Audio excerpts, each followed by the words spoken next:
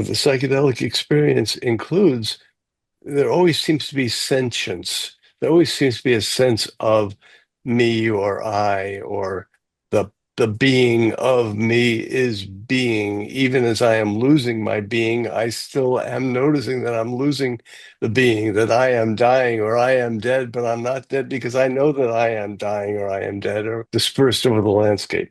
So, as he said, there still was an I, but it didn't matter that it wasn't together, that it wasn't under his control.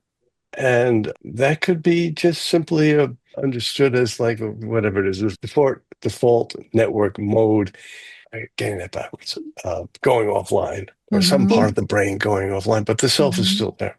Welcome to the Two Curious MD podcast. I'm Dr. Ali Ahmed. And I'm Dr. Soraya Rahman.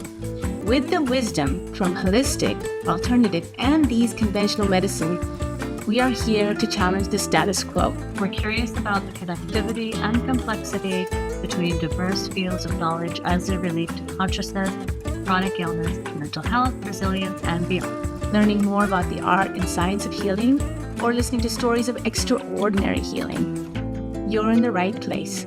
Let's dive in. Welcome back to our podcast, The Two Curious MDs, where we ask those unasked questions.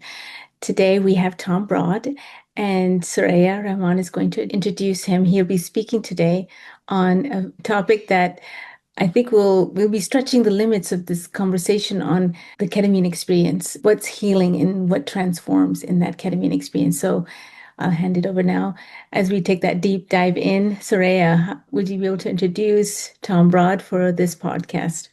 Yeah, thank you so much. I'm really excited for this conversation.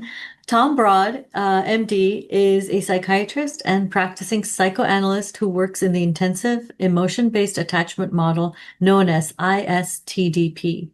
Formerly, he was an associate clinical professor of psychiatry at UCLA Geffen School of Medicine. He has worked extensively in the ketamine-assisted psychotherapy, or CAP sphere. He's active and teaches at the Los Angeles New Center for Psychoanalysis, coordinating the Film and Mind series and the psychedelic-oriented Manifest Mind series. Inspired by Walt Whitman and the creative inspirations of ketamine input, he shapes invocative poetry for ketamine exploration. He's a compulsive assembler of eclectic playlists for CAP. He has managed to hang on to his wife, Lily, for nearly 60 years. Welcome, Tom, to the Two Curious MDs podcast. Well, Tom, I am so excited to talk to you today because we're doing this work as non-psychiatrists. You know, I'm not a mental health care provider from my training. And psychedelics, though, bring us into our process. When I talk to my patients and I hear about what they're going through and where we're going to, and you mentioned something about unwrapping this gift of life.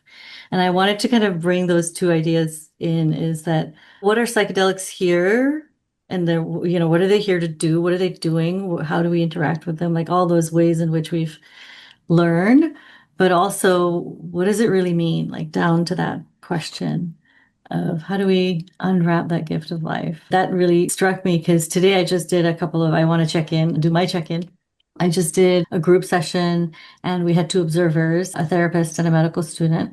And it was really interesting to try to bridge those perspectives together. And we did a lot of kind of building a container, everybody kind of getting to arrive, sharing their intentions and their perspectives. And everybody's coming to it from a different perspective. And then the two participants in the middle kind of have their journey and we're all silent and meditative and we're kind of here witnessing.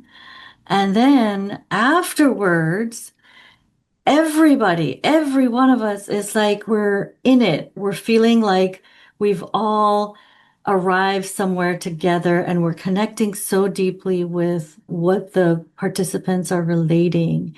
And we're finding pieces in there for ourselves. And they're describing some architecture in there where one person is saying, every journey I've ever had, I felt like I was kind of getting to a place. And then this time, because of the way I prepped everything, they were describing kind of like this archer, kind of like drawing back their bow and piercing through. And that was like this psychological phenomenon that was happening of like them piercing through their fear. And feeling at the same time an embodied kind of like opening in their chest. And, the medical students sitting there going, what is happening here? We don't watch this in training, like, and so I just got a little window into how weird it must be for people who are not doing this work, who are not in the psychological sciences or psychoanalysis or, just this landscape that we all have the ability to inhabit and yet may not have any familiarity with. So those maps, that you in your professional life have really explored are just important and helpful. And, I think Alia and I also kind of bring a cross-cultural element to this, which is just what are all the maps? Let's see all the maps, like, Yeah, the global map. The global map. And, I feel like, yeah, this gentleman who was talking is of Latino descent, but his spiritual alignment is with Hanuman. And so what's happening there when you can pull from different traditions and your own tradition and really bring it together and it's operative, you make it operational. So I felt like today I saw one of my, really journeys that really like brings to light this idea of transformation and enlightenment and illumination and then some of those larger questions. And I just felt like I wanted to share that with you guys as like maybe a starting point or an anchor for our discussion today. When I saw your statement, open the gift of life, I immediately thought of, how do you open a gift of life? Like, I've just never heard a way of looking at life that way, that you have to open to it and you have to see it as a gift, and it is life. So tell us more about this phrase and what does it really mean to you personally, professionally, and in the work that you're doing? I've been working on some introductory remarks that I make with my patients when I do the IM ketamine. And there's sort of an informal tradition to call them flight instructions. So basically, it's an invocatory poem as flight instructions. And what I'm doing, the intramuscular ketamine, I inject the patient, and then I fiddle with various things that need to be done, whether it's the aromatherapy or the getting a second injection ready, or I offer the patients light and sound through a goggles instead of the mindful goggles. So I'm maybe doing any of those things for a few minutes. And once the patient, after 3 or 5 minutes, says, I'm beginning to feel it, I'm assuming this is not the first session for the patient. If it's the first or early sessions, it's a little different. But then I read this poem, which keeps evolving and keeps changing. And at one point, I realized through my own ketamine experiences that I like the poetic expression, open the gift of life, because it's all about our vitality, our beingness. I use a word that has to be in quotes, the miracle of being alive, which extends far down into the so-called animal kingdom, everything that's alive, and in some way the botanical kingdoms and the fungi kingdoms too, I'm sure. But anyway, that's a diversion. So it's to be open to the awe, the freshness in the ordinary that is normally quite appropriately taken for granted or not noticed. It's built into the invisible ordinary that we live with. And that's one of our unspoken tasks with the ketamine and the psychedelics, is to make the ordinary visible again and awesome. So that's what that phrase, open the gift of life, is about. Blah, blah, blah. And I'm feeling like there's an element of maybe we've lost some of that, or it's always been this way where we kind of have to open to it. It's a participatory miracle in some way. And if we don't search, it doesn't arrive. There's kind of like this coming together.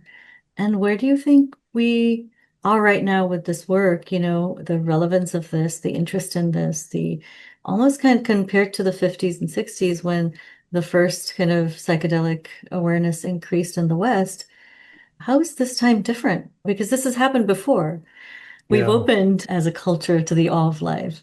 Well, as you asked the question, I might have answered it differently a few hours ago or whatever. But as you asked the question, I think of it in evolutionary terms, that life is continually making experiments And some of them work and some of them don't work. And the ones that work over a long term tend to survive and become incorporated in the biological history of the beings. And it's also true culturally.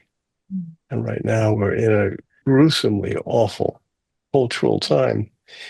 But at the same time, with this psychedelic revolution, thanks to Roland Griffiths' work, really, and then Michael Pollan following through, we're in an era where psychedelics, particularly through ketamine, but not only through ketamine, obviously, is opening people up to unitive experiences.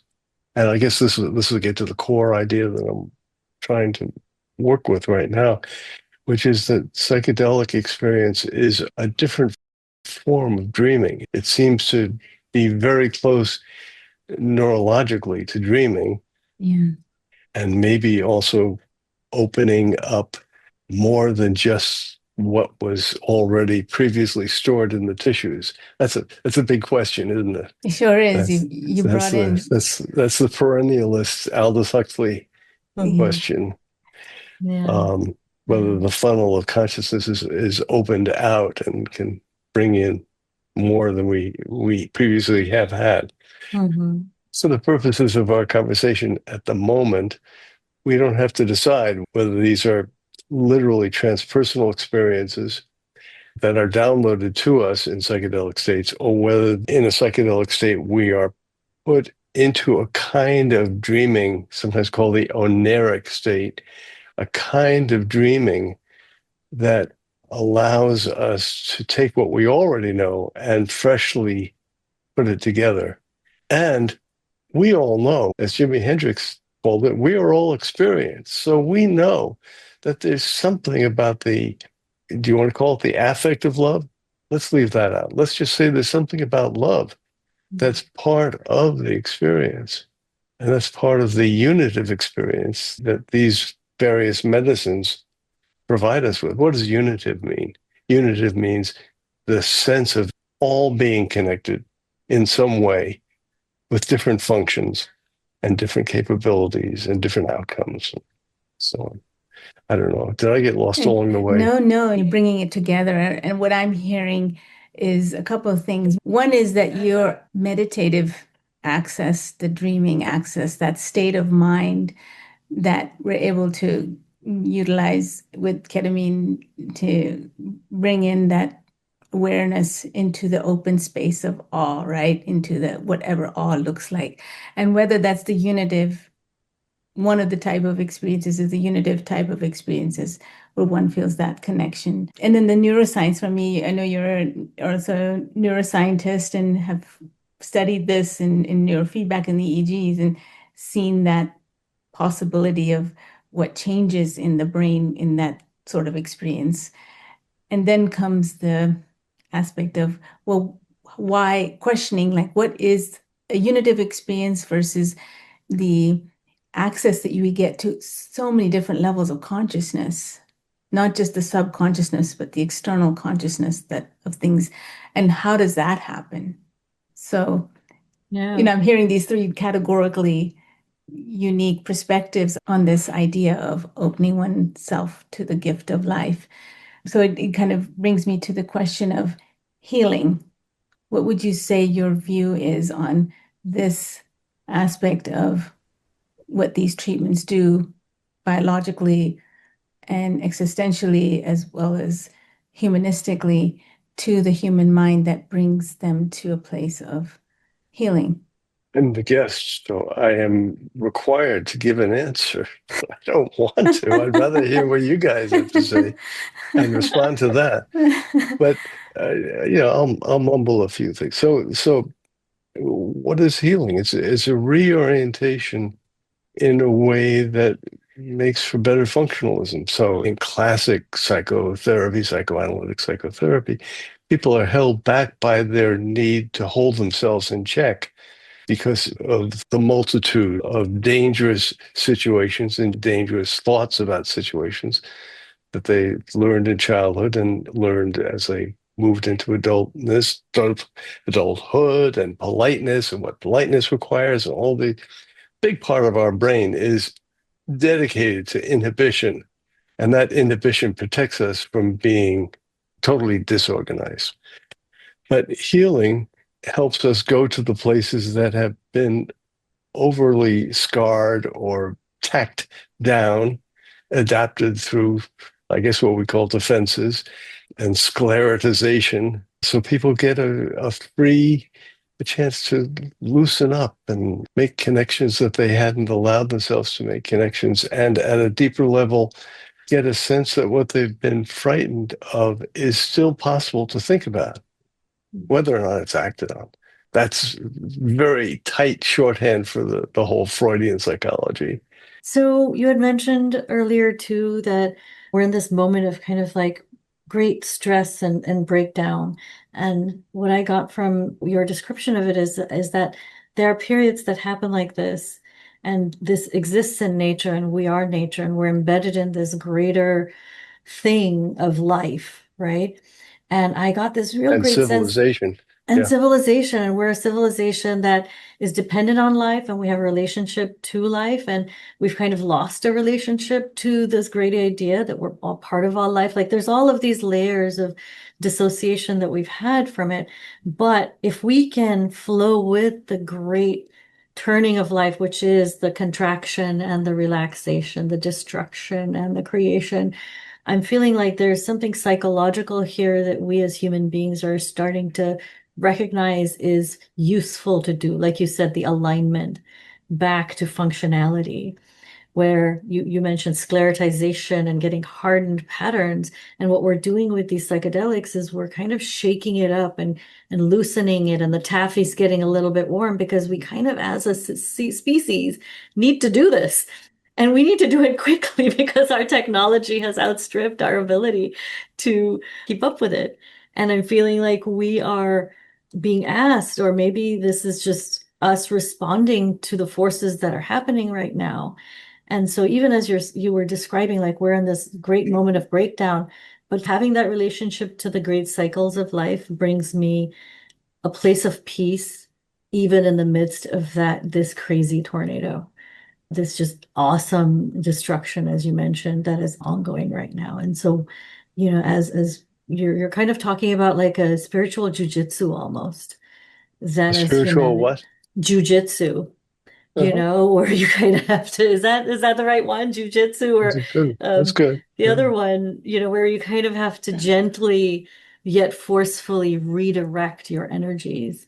Because if we stay sclerotized, and that's what we're seeing, is people are just so entrenched in their stories of who is us and who is them, and what is Mhm. right and what is wrong. And that's being used against us now, right? We are now in these encampments of warring factions where we've convinced that the other is so beyond the pale. Yeah.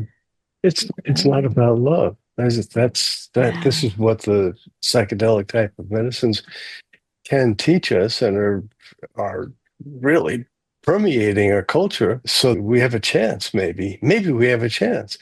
But on the other hand, we do have some biology working against us, and that is that we're a predatory species. That's why we're on top.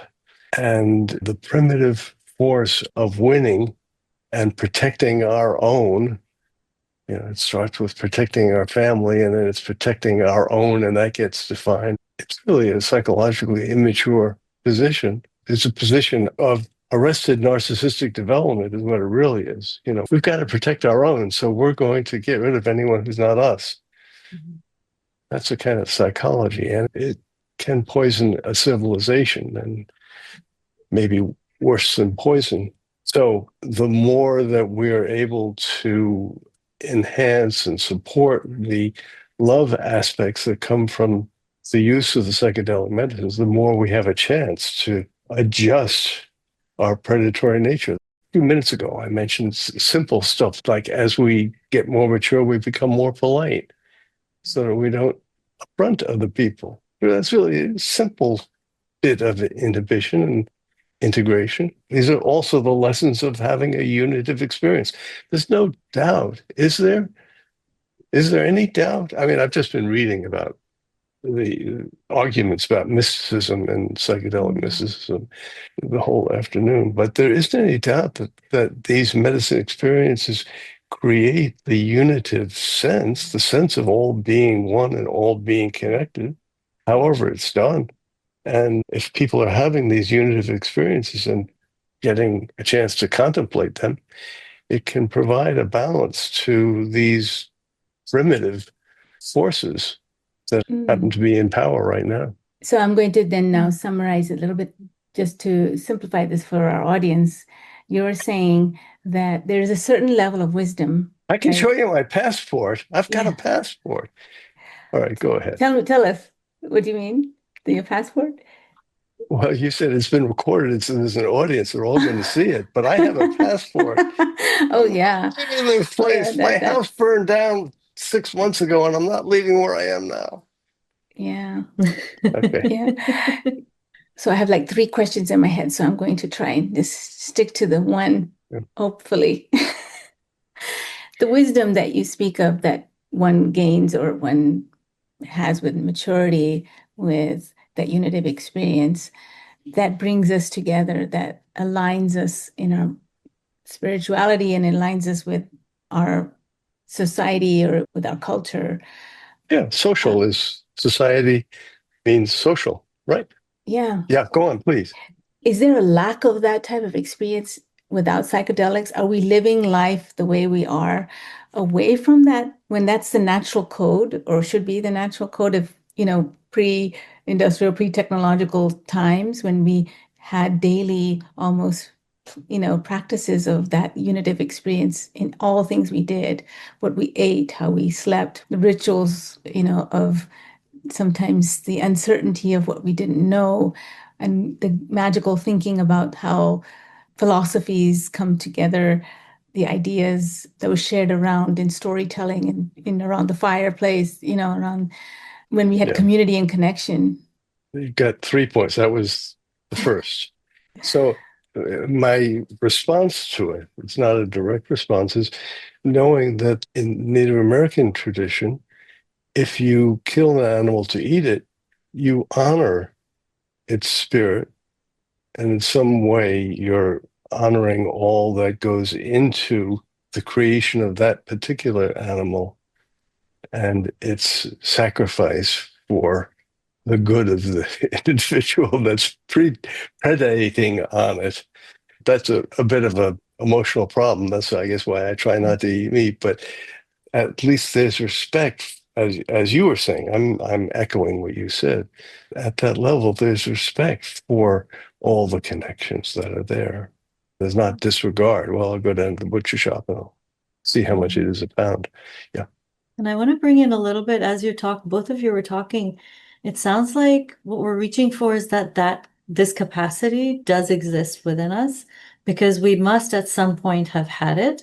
Because as you said, Tom, in some cultures, in a lot of cultures, they are ingrained. They are as part of the way of life that we've seen. And at some point we have lost track of it, or because now our food comes packaged and different values are attached to it, it's so far removed, right? So part of it is just what we're embedded in. As you were talking, Alia, I almost thought as you watch a child developing and their relationship to this world developing, right? So you've got infant, you've got, toddler. We do have this moment when children say, and when they see an animal that's hurt, they feel for the animal.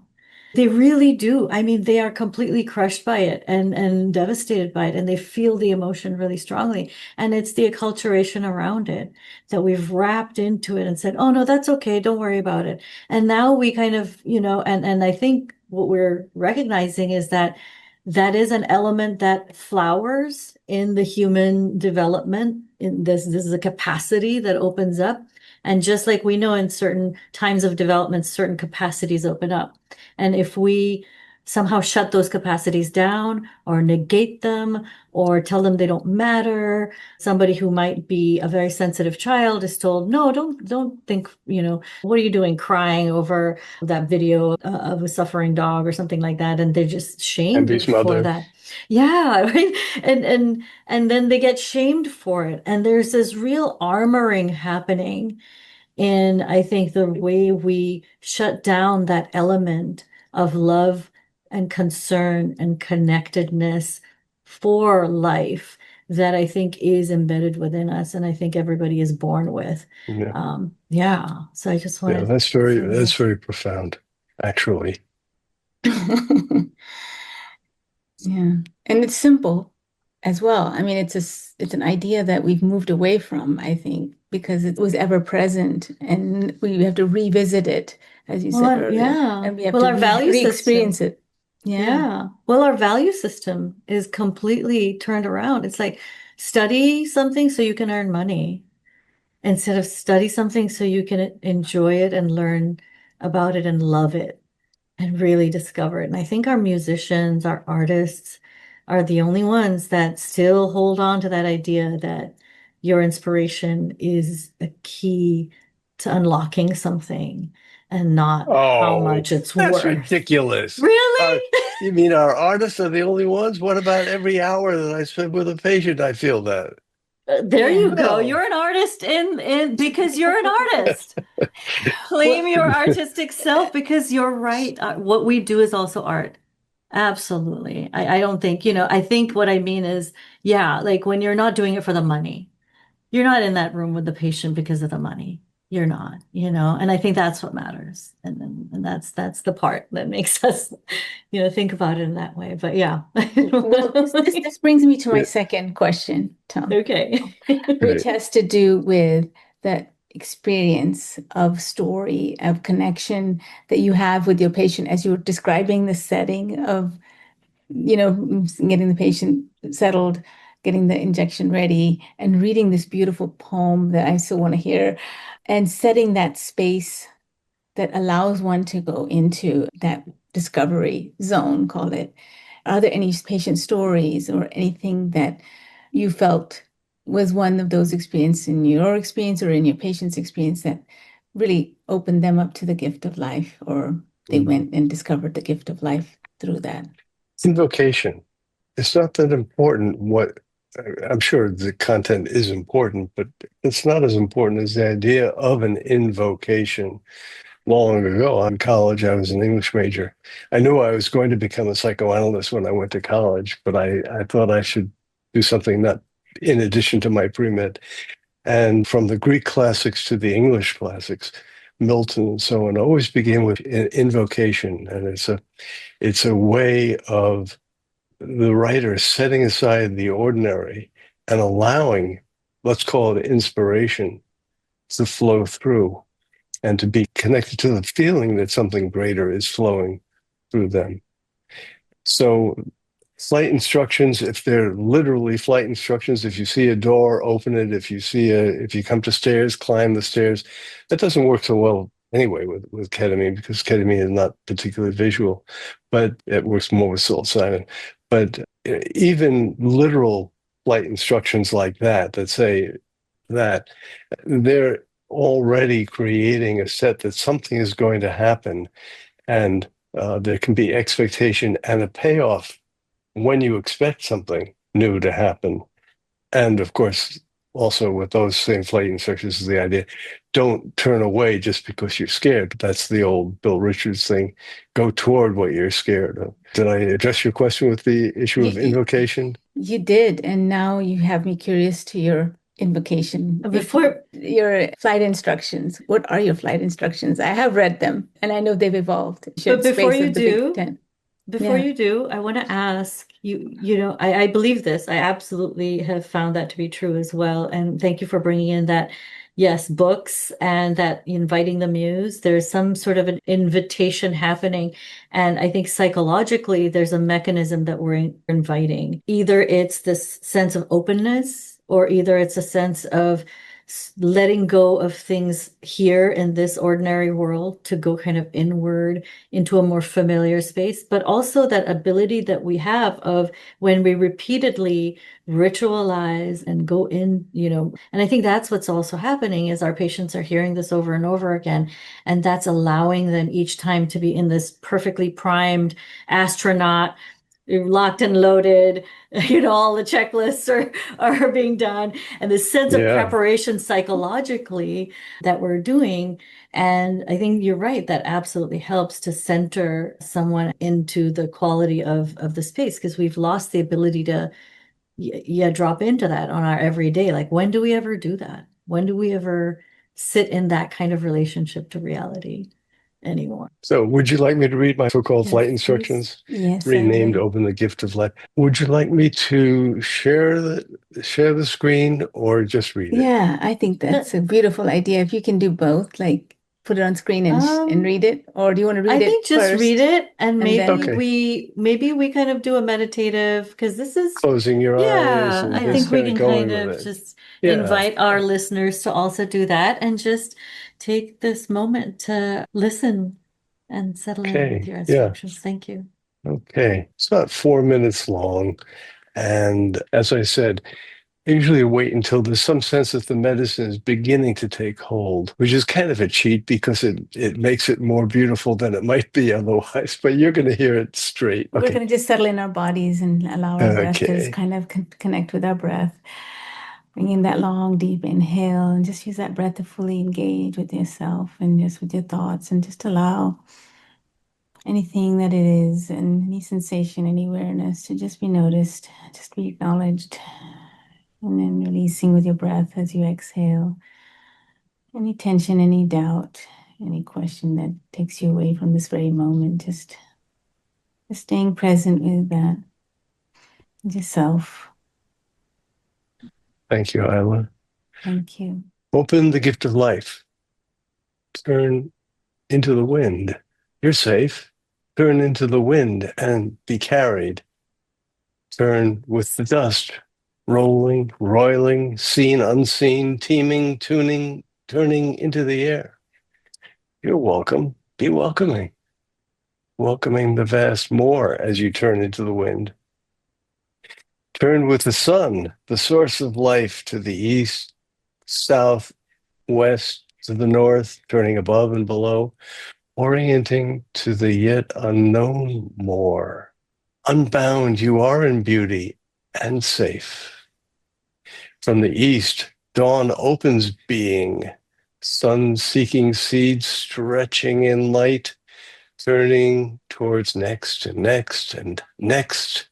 Reach south, arching back ahead to radiate, lifting generations of aches, baked in being, illuminate the living of life. Open west, further toward ever, unbinding dimensions connected in more.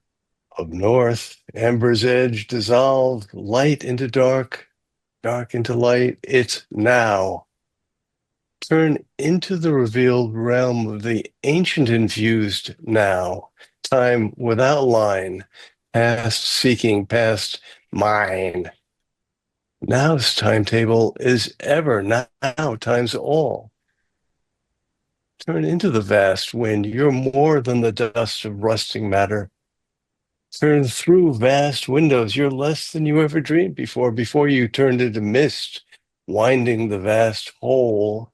Turn as a nut anchored to the wind, secure to roll, and plant in the edges of life.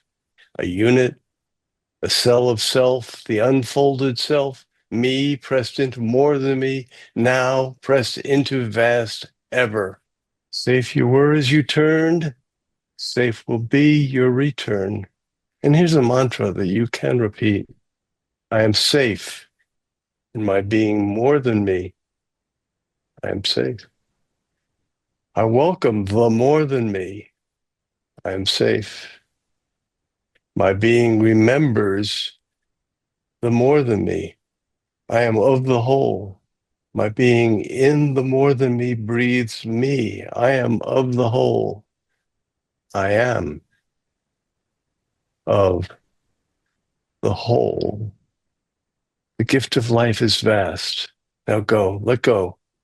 Let God, so called the eternal, find you. Go, let go. Safely find yourself within the vast more than me. Open the gift of life. That's it. That's incredible. Thank you. Oh, wow.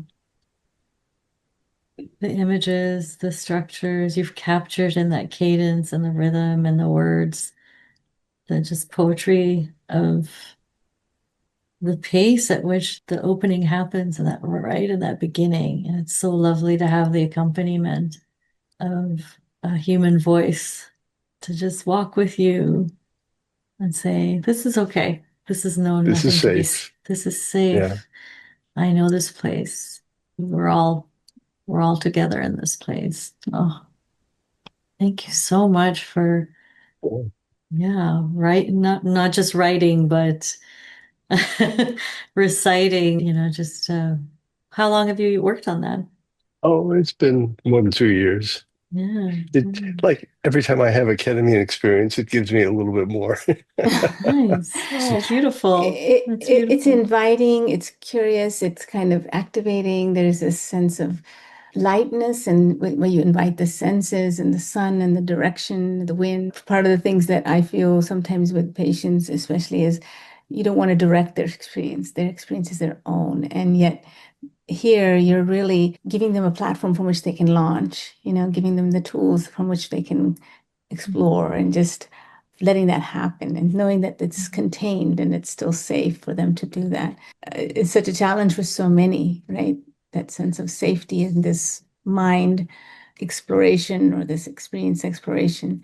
So, and really honing in on that part that really begins the next Also, phase of their well, discovery, right?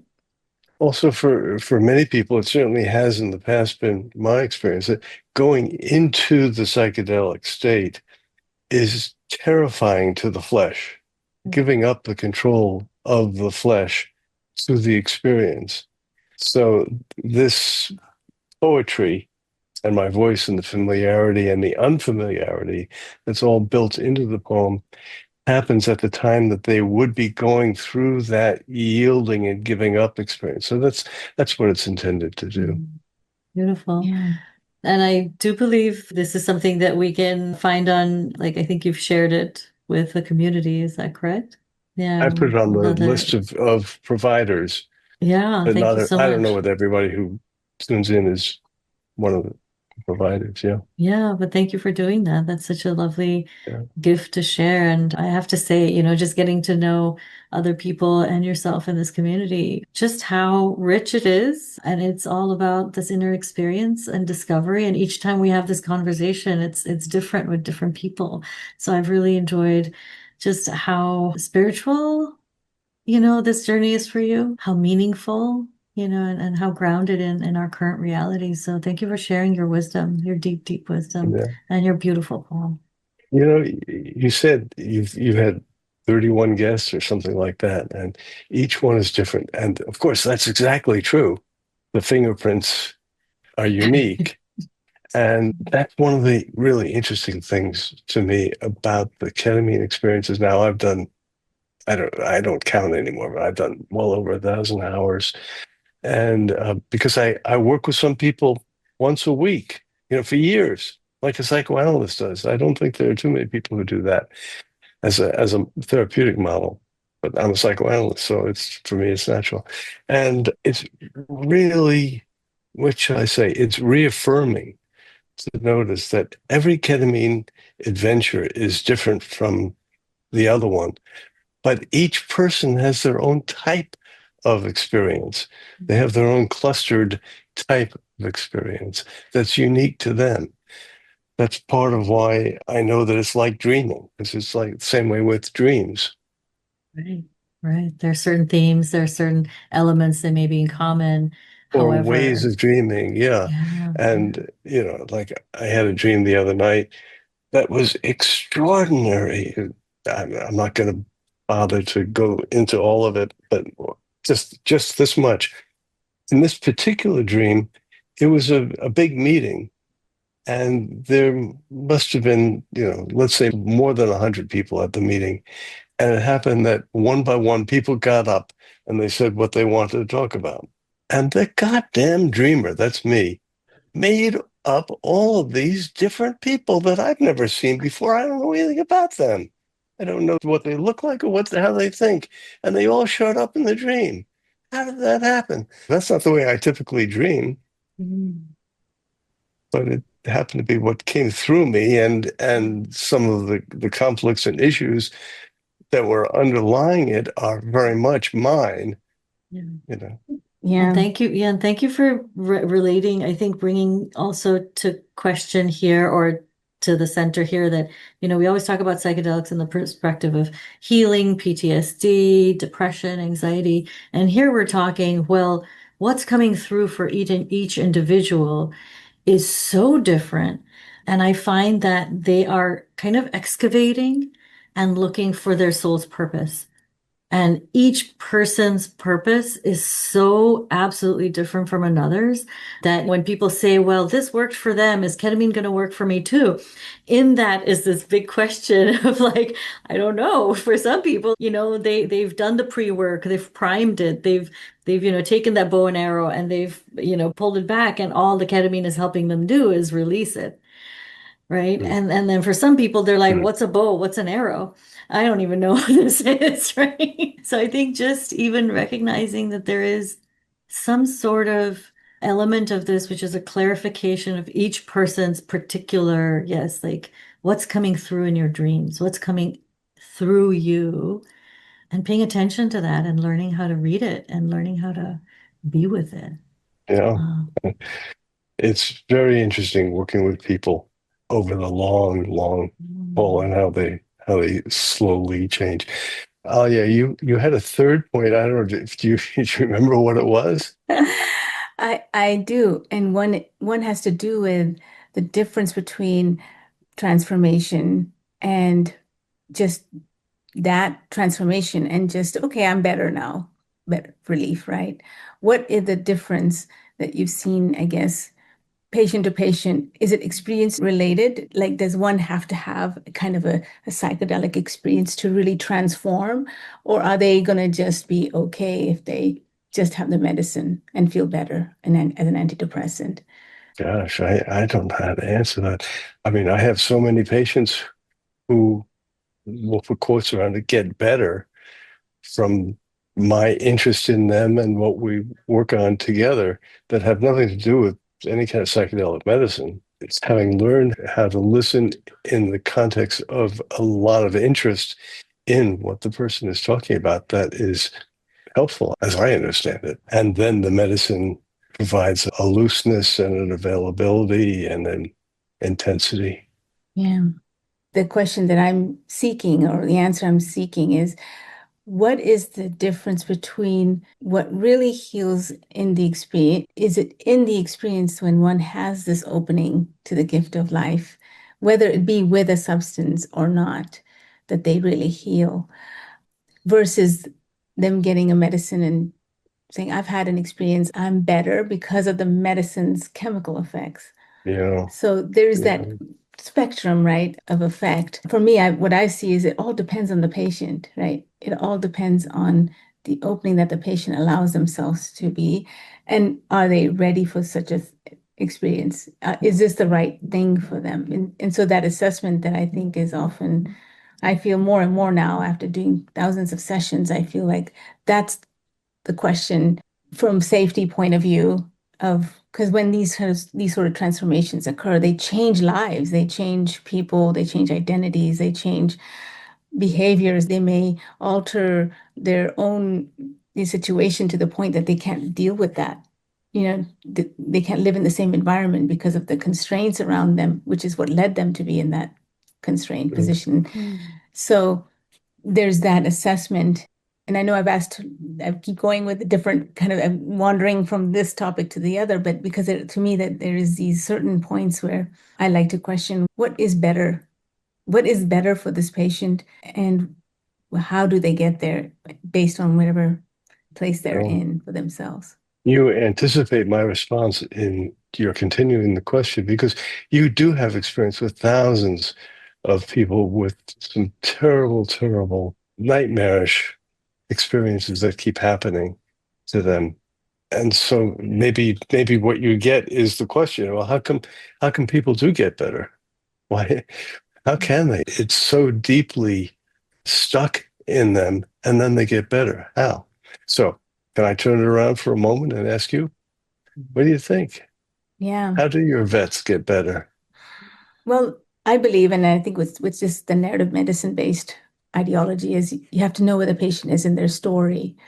And it's following that patient in the arc of that story to really assess. First is, the critical nature of their presentation when they come in, and they're the cream of the crop complex patient who have everything's failed them. And when they've come in, this is their last resort. So there's that impetus that I have to do something here. And when make do that intake, I often say, well, what are your barriers? What would prevent you from, this ideal, imagined outcome that you're seeking for yourself, whatever that is, and understanding and their resources where they're at.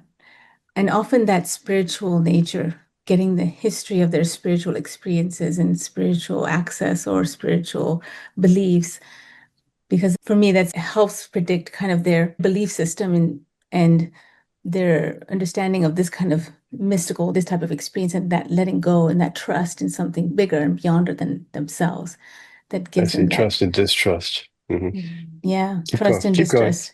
And after so many thousands of sessions, the answer still remains in my head about, well, this patient is better from feeling better because now they're not depressed and they're motivated, they're moving their bodies, they're eating better, they have more trust in themselves, they feel unburdened, and they've been able to communicate that, whether that in therapy or whether that in that trusted relationship that aligns.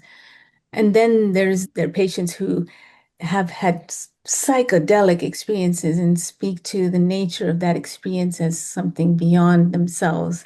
And we had this one patient who, in their second session, had an ego dissolution session. And since then, as everything else has been mundane. But that one session just changed the nature of the game for them because they were able to completely dissolve. And now they go back. They had a dissolution of their life. They died in some way, or thought Yes. they were dead, or about to die, probably thought they were dead.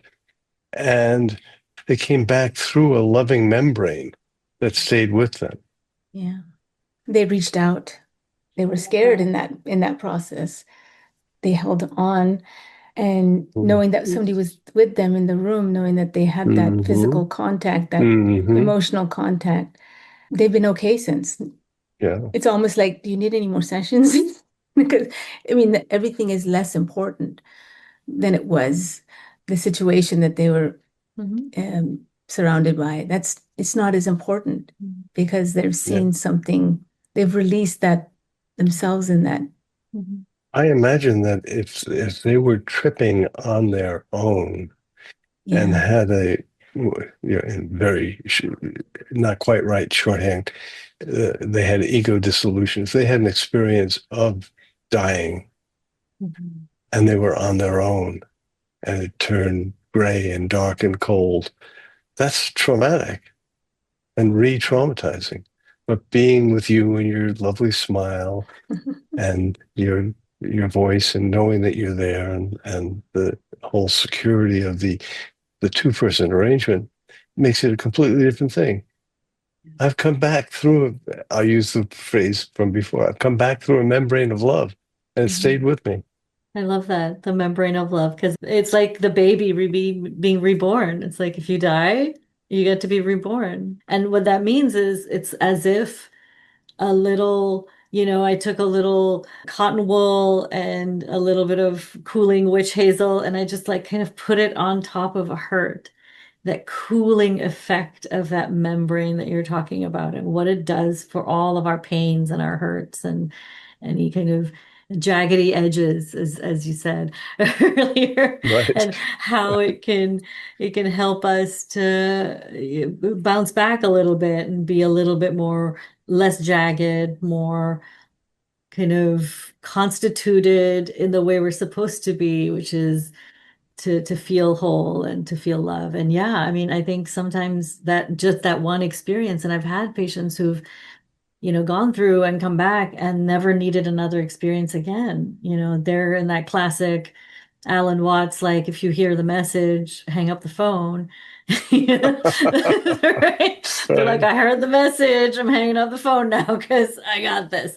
Because I mean, and you're right too. I think both of you recognize this as people who come to this medicine are coming when they've exhausted every other situation. And I do think there is a level of desperation that is needed before any of us will jump into the unknown because it's scary. It's like if everything was okay in your life, would you choose to do this? And yes, there's people who do it in the name of exploration, but for most people, this is not cool because coming back to their everyday may be just too jarring.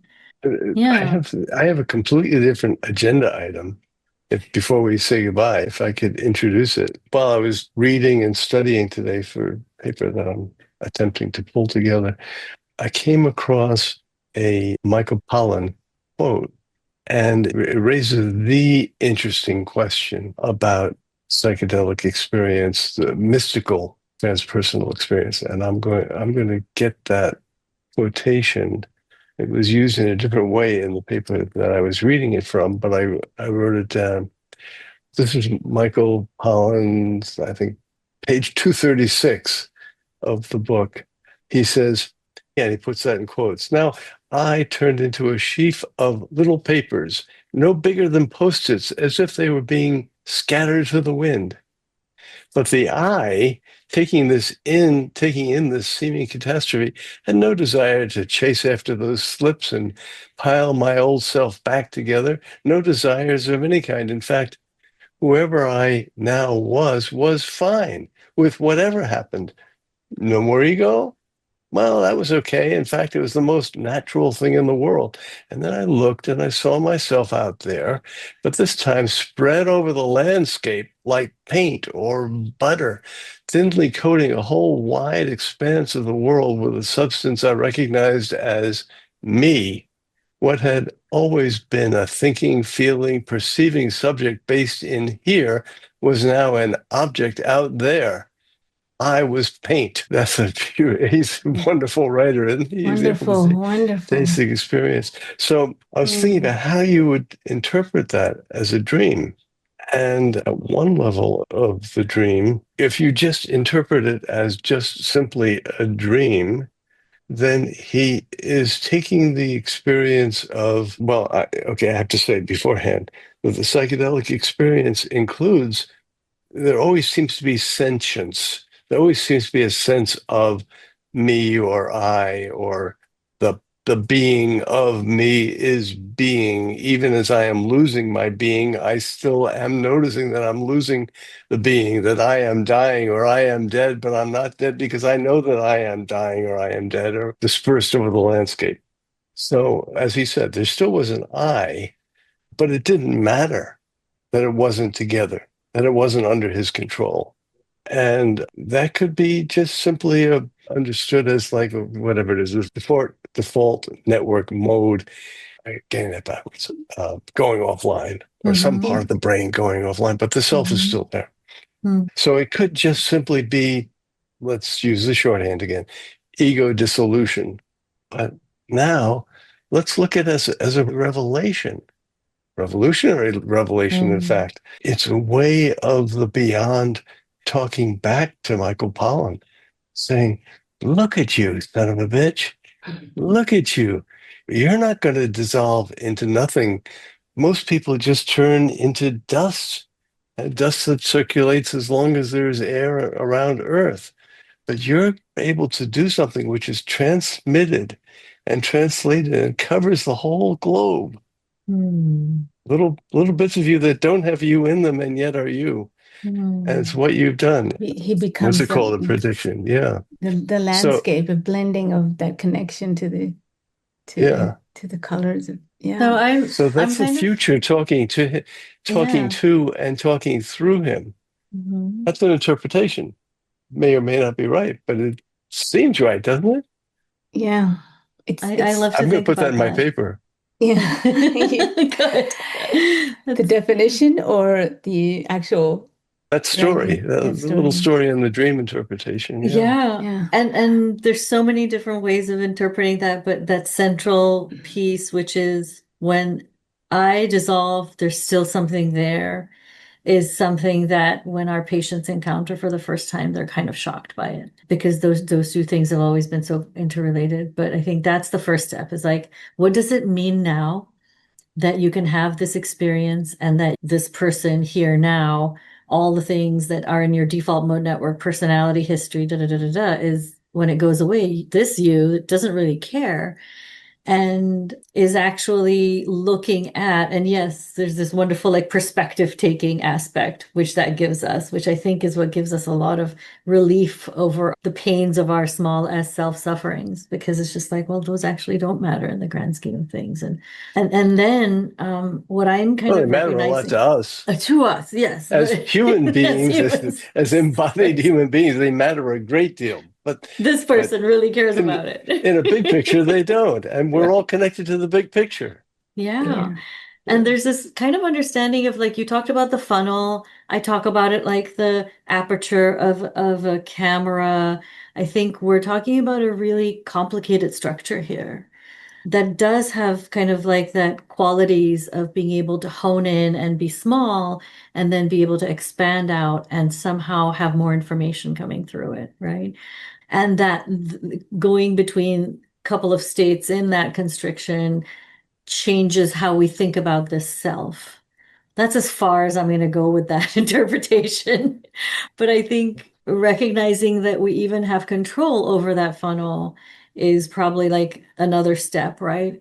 That I try to teach my patients is like you can get into this state from listening to music and exercise and being with somebody you love and being in nature and all of that. You source more from this place.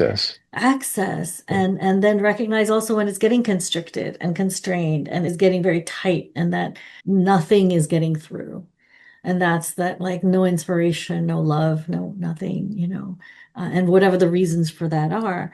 And then the next kind of framework that I think of is the concept of Indra's web, which is that everything in the cosmos is kind of, contained in the microcosm as well as the macrocosm. And we are a web of meaning and we're each reflected in each other. So I contain within me both Alia and Tom in this place of non-dual being, where it's like, I'm not me and I'm not you guys, I'm kind of both. And that's kind of cool too, because we're all having an interaction, but it's hard to live in that place.